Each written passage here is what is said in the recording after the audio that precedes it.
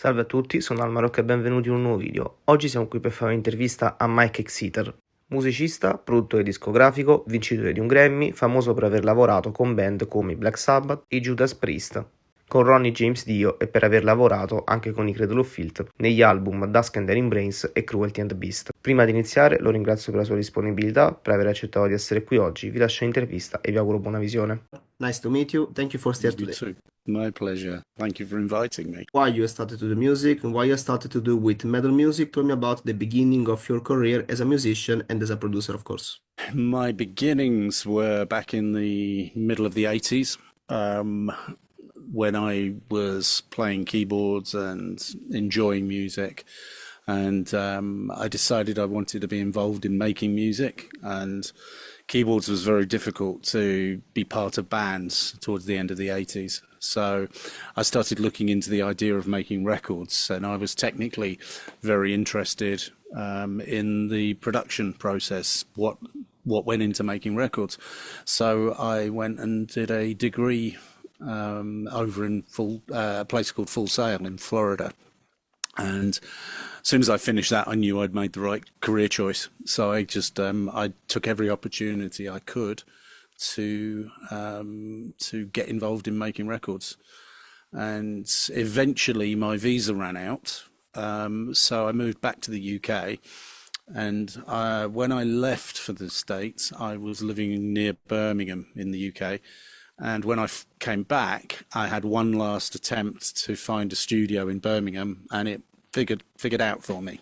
So I was able to start working as an engineer at a studio owned by UB40, the reggae band. And it was during the process of doing just commercial session work with them that Cradle of Filth came across the front of my ship. And I actually turned it down. I didn't want to do it because I didn't think I was the right person to do it. But whilst that record was being made, the producer asked me if I would step in and play all the keyboard stuff and come up with all the orchestrations. So I got involved anyway. So even though I didn't feel I was right for the music, I had a crash course in learning how to be involved. And it turned out to be very powerful music. I found the most difficult thing to get over was the vocals. But as I learned the music and the power of that, I understood more about the genre. And so that was my introduction to probably one of the heaviest metal genres at the time, which was black metal. And again, whilst that process was going on, the producer, who's a lovely guy, he died unfortunately a few years ago, guy called Kit Walven, he brought Tony Iommi in to do a mix, and that's where I met Tony. And that was very fortuitous because that set me off on a path of being involved in the heaviness of Black Sabbath and everything related. So a series of very special events got me to where I am. So let's talk about your work with Cradle of Filth. You work as a producer of Cradle of Filth album, and of course your relationship with the members of the band. Recently, I published a book about the life of the guitarist of Cradle of Filth, Stuart Anstis. Yeah. I want to know your relationship with him, of course, your memories about him. Stuart was lovely. He was really funny. Because he was so passionate. I'd rarely seen anybody so passionate about the music they were doing. And he was so pissed off all the time when people weren't doing it right. And it was a real shame. It was a golden era for that band with Stuart and Nick Barker playing drums. They were perfect foils for Danny, why ultimately it would fall apart. But for that golden era of 2 albums, Nick and Stuart really made that music what it was. And when Les came in to play keyboards on Cruelty, that was a big turning point as well. It was suddenly like they're going somewhere. But it didn't last. Stuart and Danny and Nick kind of fell out, and it was a shame because I felt that Stuart Stuart brought a real sense of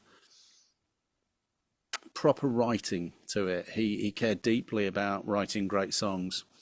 And he was technically a wonderful guitarist, but he was a very sensitive player as well, and he was very good at the whole arrangement of things. And I think it's borne out in later albums. Every band goes through it if they survive long enough.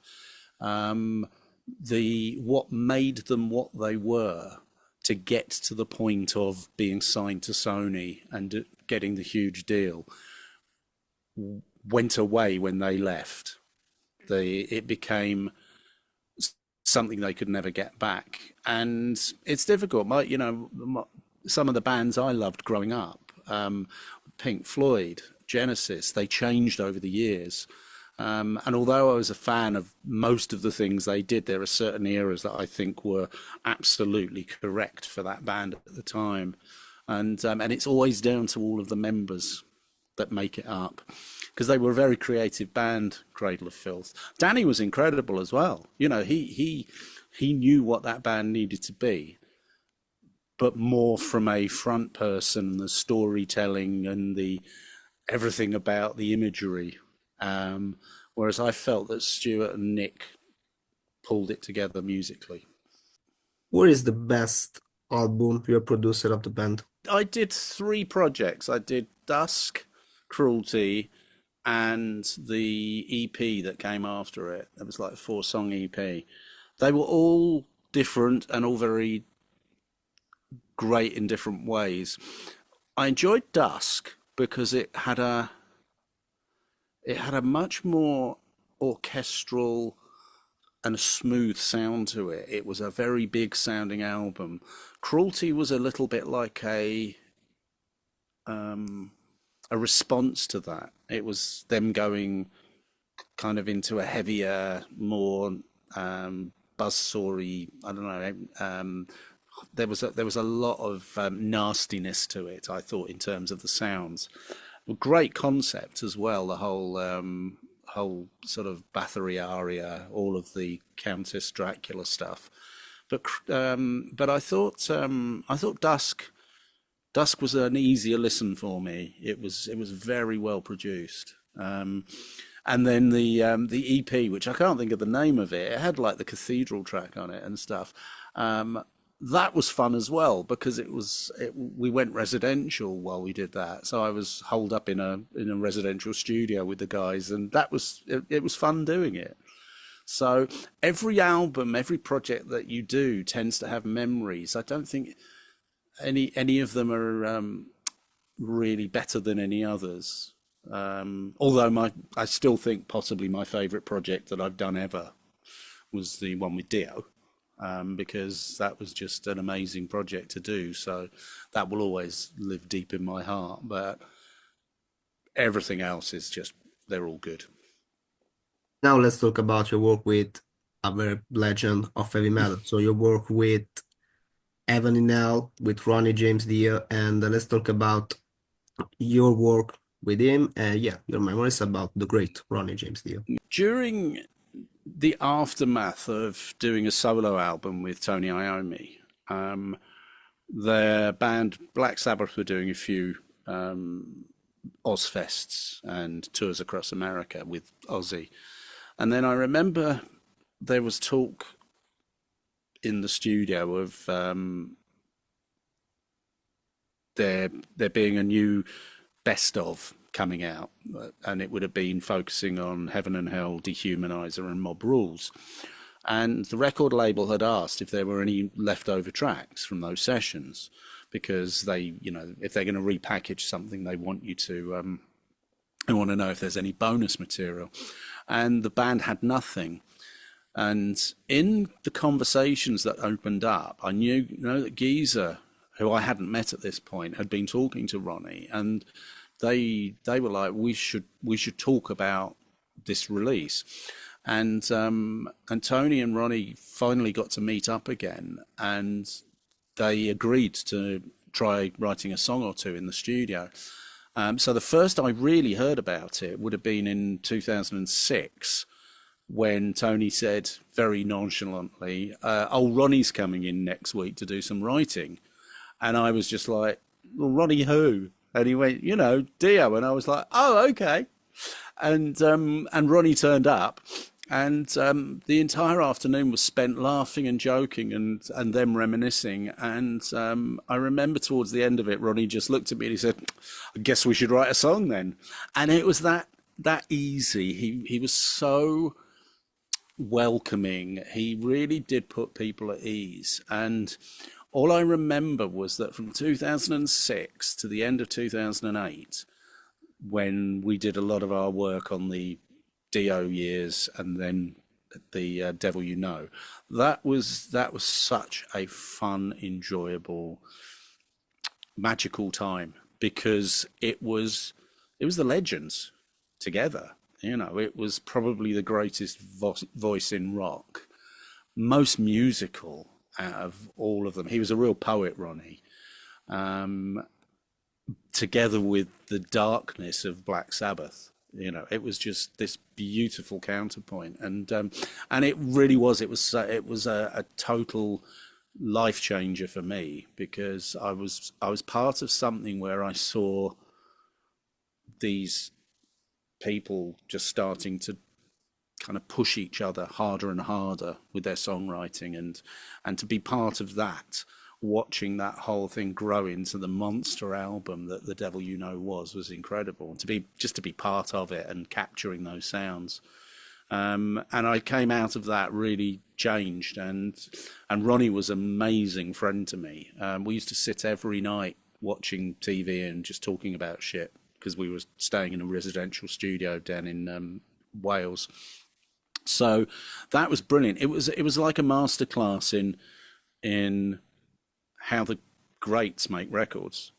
It was so easy because they were so good, but it was a lot of time spent writing, and I was in there every day with them whilst the writing was happening. So it was just very, very,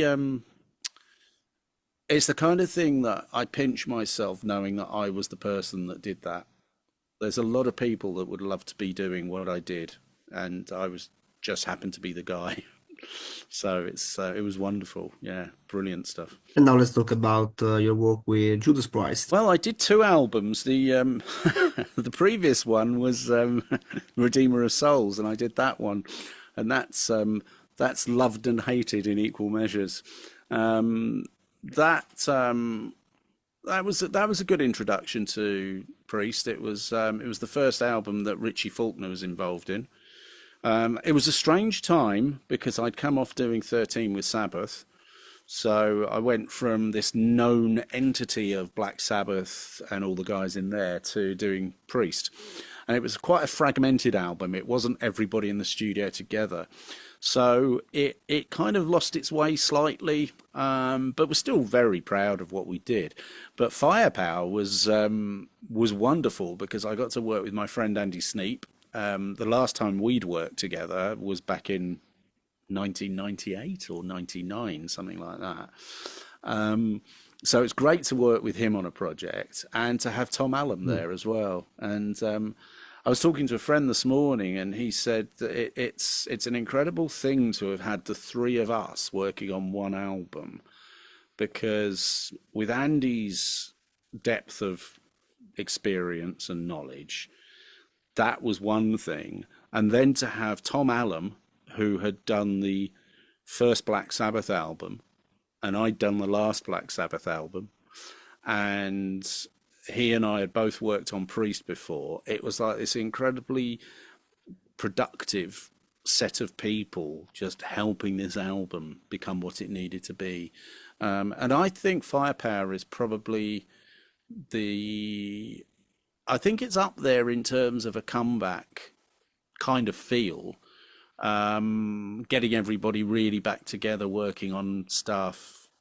I think that's sort of up there with getting Dio back in Sabbath. I think those were 2 very important. I know Angel of Retribution came out when Rob came back, but that didn't feel like a young band. Firepower sounded like the band had all become 20 years younger. It had an energy to it.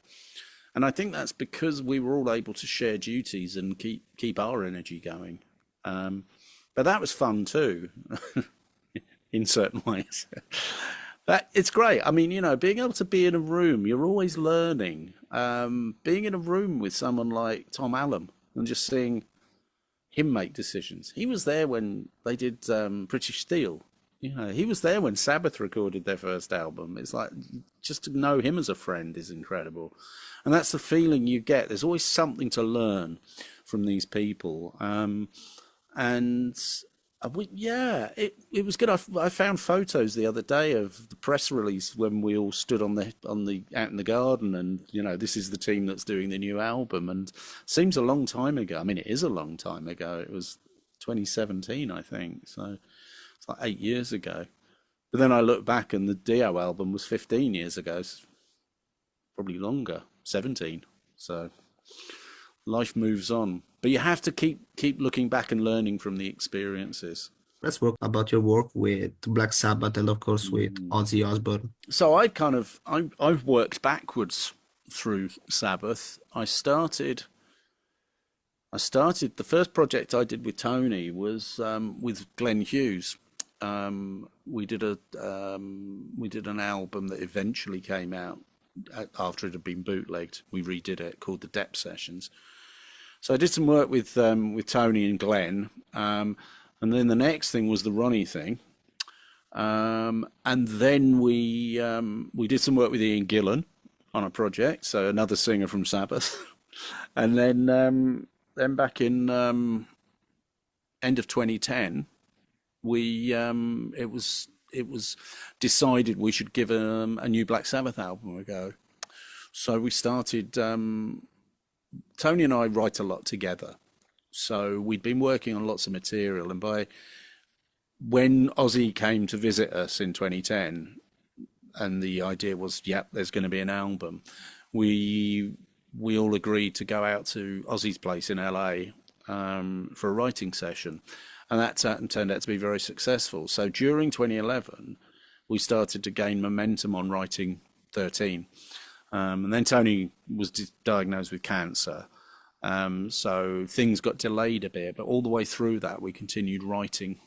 And eventually at the end of 2012, we did start recording what became 13.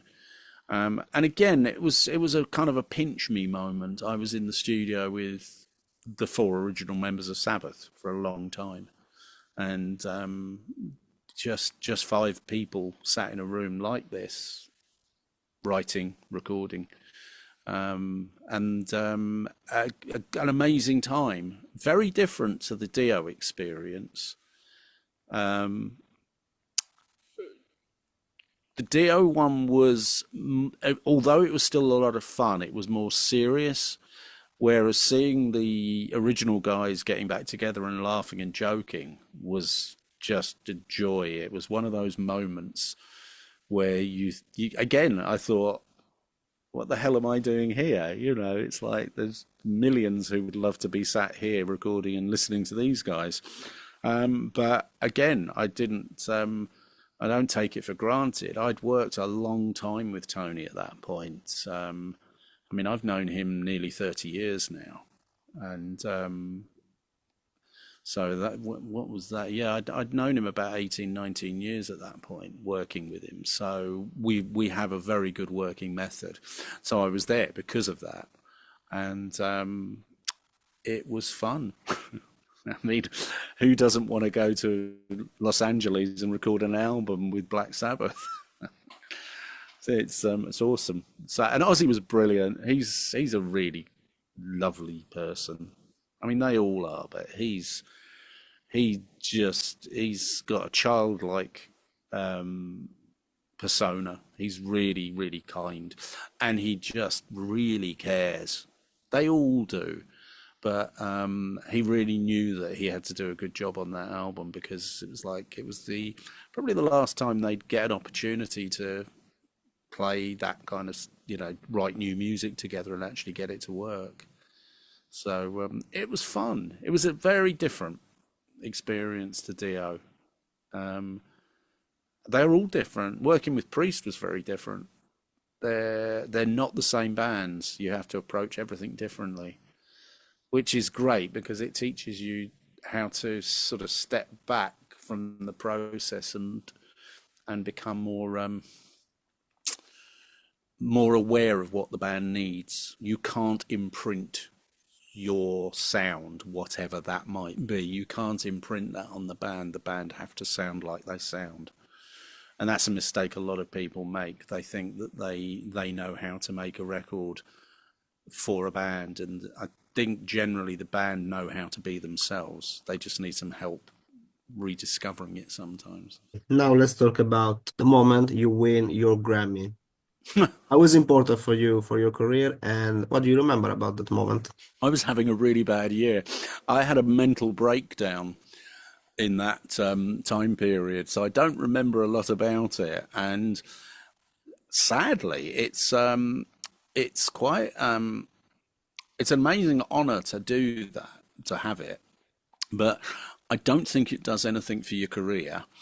And I was fighting for my life mentally, and towards the end of 2014, I was fighting for my life physically. And I think that's sort of like quite a cautionary tale. I had burnt out, and I'd really gone into the depths of depression, and so having that thing was lovely as a wow, well done, but I felt incredibly lonely because of the fact that I was going through this mental health stuff. And thankfully, I came through it, and it taught me an awful lot about psychology and how to deal with that kind of stuff. It's talked about a lot more now, but back in 2014, it really wasn't in the news much, and so it's not a negative thing, but the Grammy didn't really figure so much in my life as it does for people who look from the outside. And I know a few friends who also have them, where it's just a thing that happened, and it sounds really, really I don't know, if someone's hoping to win a Grammy, it's like it feels really bad to say it doesn't really mean that much, but it doesn't mean as much as the work you put in to the relationships you build and the work that you do. So there is a recognition there, and it's wonderful. But I think it's like anybody that wins any awards in any genre, they that are for the work they do. I wouldn't say for most of them it helps get them work, because what it does is it makes people think that you're too high up in status and cost. So the moment anybody says, "Oh, he's got a Grammy," that immediately they're put off trying to ask to work with me because they think I'm too expensive. So it's really strange. It's a double-edged sword. It's lovely to think that album did so well, but you only have to read the fan reviews to realize that it didn't hit every mark. So, it's odd. But it's a bit, yeah, it's a shame. I didn't enjoy it as much as I probably could have. If you want to be remembered for an album in your career, an album you're a producer, the worker, which is and why? I think really, so far, it would be The Devil You Know, because it was an amazing piece of work. It showed that friends who'd fallen out could come back together and do something amazing.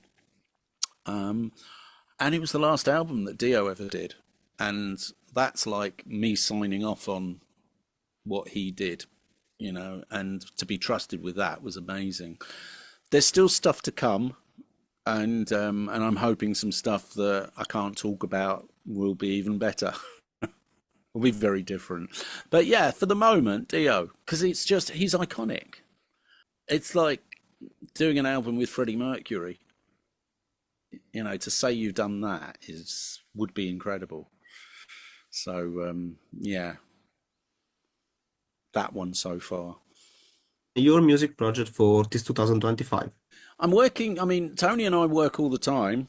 We are working on stuff that will be an album, we think. He's talked about it in as much as there's stuff happening. We don't know what it's going to be yet. because it's he's got the luxury of being able to take his time to do exactly what he feels he wants to. There's no record label forcing him to make an album in a certain way, so we're working very hard to make an album that he can really be proud of. I've got other projects on that are with less known bands. I try to bring the big names, the way that we make records on bigger budgets. I bring that to the younger bands and try and keep the spirit of making records in the old way alive. You know, making people play in a room together as opposed to dissecting it all. So there's a few things on, and then of course there's a Sabbath reunion gig going on, which I'm not going to be massively involved in, but I'll be there to support Tony. Um, yeah, there's a few people that have found me recently that have asked me to work on their projects. They're just bands who like what I do, and that's the beauty of being able to reach out across the internet. Is like people can find out who you are, what you do, and see whether you're a good fit to make their music. So I'm currently just working on a couple of projects. Yeah, I'm in the middle of rough mixes so that we can get back together in a few weeks and start doing vocals. But yeah, Thank you. Thank you for your time. Thank you for staying today. Good luck for your project. Thank you. my Thank you. pleasure. Bye. All right, take care.